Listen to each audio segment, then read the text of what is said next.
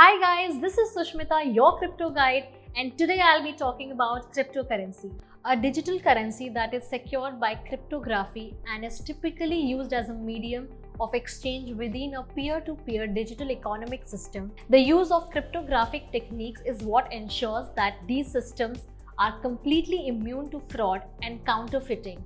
The first cryptocurrency to be ever created was Bitcoin, introduced by pseudonymous developer Satoshi Nakamoto in 2009. Nakamoto's goal was to create a novel electronic payment system that would allow digital financial transactions to occur between users without the need for intermediaries such as banks or governmental institutions.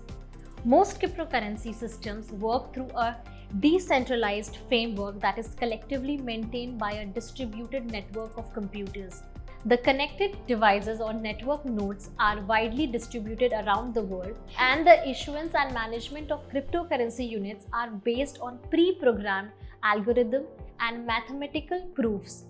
However, each cryptocurrency works in a particular way, which results in varying degrees of decentralization.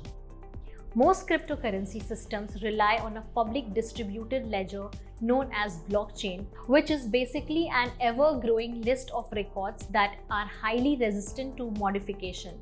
As the name suggests, a blockchain is made of a linear chain of blocks, and in the context of cryptocurrencies, it is responsible for keeping a permanent record of all confirmed transactions and related data, all secured by cryptography.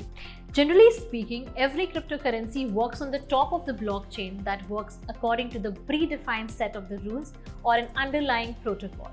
The protocol is what defines how the blockchain and cryptocurrency system should operate. And this was all about cryptocurrency.